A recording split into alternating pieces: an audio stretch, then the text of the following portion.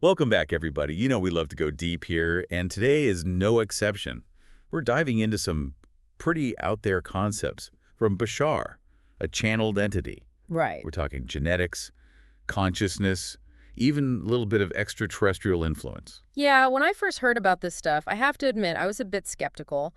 But once you start digging into it, there are actually some really interesting connections to mainstream science. Oh, absolutely. I mean, Bashar is talking about how our consciousness, our beliefs, our emotions, even our collective thoughts can actually influence our DNA and our physical health. And that's where epigenetics comes in. Oh, yeah, exactly. That's the study of how environmental and psychological factors can switch genes on or off without changing the actual DNA sequence. So it's like our genes have this dimmer switch, and our experiences can adjust the brightness. Yeah, It's exactly. really crazy. It's Yeah. like we're not just stuck with whatever genes we inherited.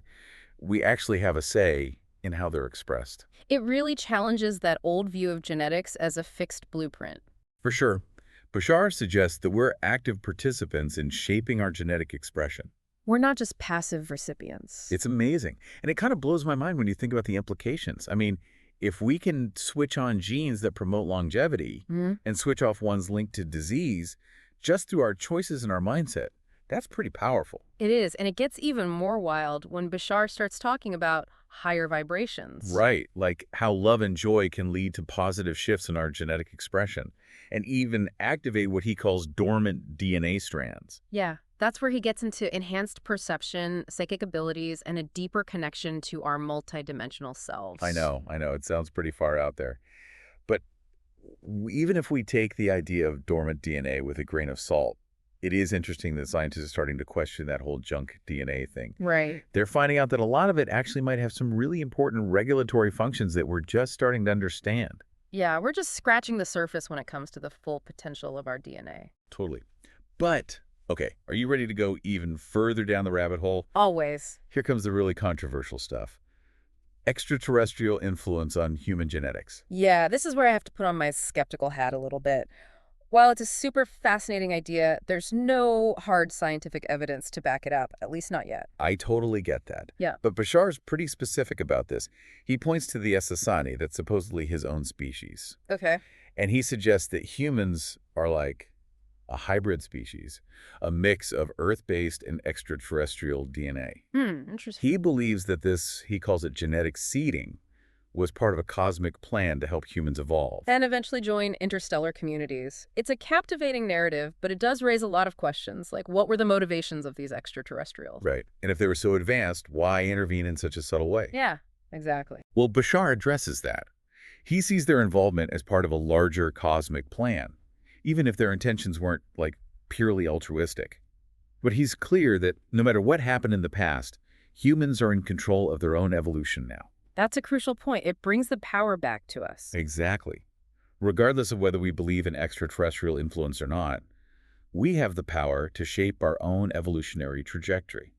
It's an amazing thought. It is. And that brings us to another intriguing concept that Bashar introduces, 12-strand DNA. Okay, wait, before people start picturing extra strands in their double helix. Right. He's not talking about physical strands here. Right. He's talking about non-physical strands that exist on different vibrational levels. And they act as blueprints for our spiritual growth. Or spiritual genome, essentially. Yeah. It's as complex and multifaceted as our physical genome. Yeah, exactly. And Bashar believes that by connecting with these vibrational patterns, through meditation, for example, we can enhance our spiritual awareness. So the question is, how can meditating influence these non-physical strands of DNA? Yeah, that's where it gets a little more esoteric. Right, it does. Bashar suggests that our consciousness can actually interact with these vibrational templates. Wow. And by aligning with higher frequencies, we can experience greater intuition, a deeper sense of purpose, even increased synchronicity in our lives. So it's not just about changing our physical genes, it's about activating and aligning with these subtler aspects of our being. Exactly, recognizing that we're not just physical beings, but also energetic and spiritual beings with a whole lot of potential for growth and transformation. It's mind-blowing stuff. Yeah. But let's get practical here.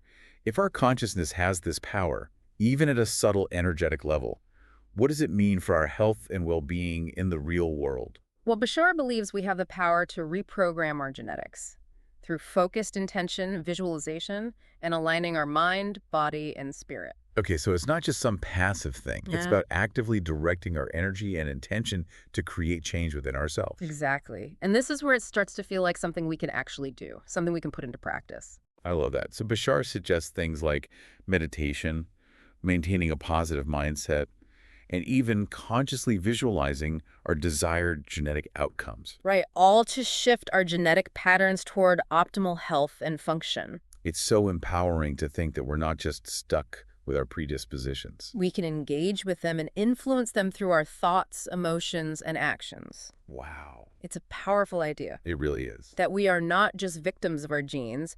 We have the potential to become conscious co-creators of our own health and evolution. It's an amazing concept for sure. Yeah, it really flips the script, doesn't It's it? totally. It's like we're upgrading from a read-only file to having full editing privileges on our own DNA. I like that analogy. But if we can influence our own genes, it makes you wonder if other beings could have done the same thing. Right.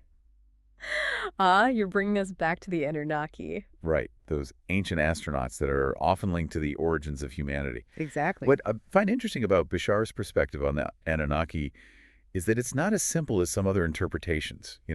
It's Right. not like they're purely benevolent gods or straight-up malicious overlords. Yeah, it's more nuanced than that. He suggests that their interaction with those early humans was complex, maybe even a little messy. Yeah. They might have had their own agendas, but within that, there was still a role to play in kind of nudging human evolution along. Right. It wasn't necessarily this like perfectly orchestrated cosmic plan. Right. More like cosmic improv. Exactly. Yeah. A little bit of that. And Bashar is really clear that whatever happened in the past, humans are calling the shots now. Yeah. We're not puppets of fate or ancient aliens or even our own genes at this point. We're at the helm of our own ship now. Exactly. I love that. It takes the pressure off in a way. Right. Like we're not beholden to some predetermined destiny. But it also means that the responsibility is ours. Oh, for sure. Because if our beliefs can actually influence our genes and if our Right. collective consciousness shapes our reality, well, then we have a massive power to shape the future. Individually and as a species. Yeah. That makes me think of Bashar's concept of Homo galacticus. Oh, yeah. This idea that humans are going to evolve into a more enlightened, interconnected species living in harmony with the cosmos. It's a pretty utopian vision. It is. And it might seem a little far-fetched, but when you think about how much human consciousness has already shifted just in the past, 100 years, it's kind of mind-blowing. It really is. I mean, we've gone from barely understanding our place in the solar system to exploring the edges of the observable universe. Right. And the advancements in fields like genetics and consciousness research are incredible. Absolutely. Who knows what breakthroughs are right around the corner? Exactly. And maybe those breakthroughs won't just come from labs and research papers, but also from a collective shift in human consciousness like Bashar describes. So it's not just about waiting for something external to happen. Right. It's about each of us actively participating in this evolution of consciousness. Exactly. Recognizing the power we have within ourselves. To choose our beliefs, cultivate positive emotions, and consciously direct our energy to create the reality we want to experience. It's inspiring stuff. It is. But I have to admit, it can also feel a little overwhelming. Yeah. If our thoughts and beliefs have such a profound impact, where do we even begin? Well, Bashar suggests that one of the most powerful tools we have is simply awareness. Okay. Becoming aware of our thoughts and beliefs is the first step to changing them. So paying attention to that inner voice, Mm-hmm.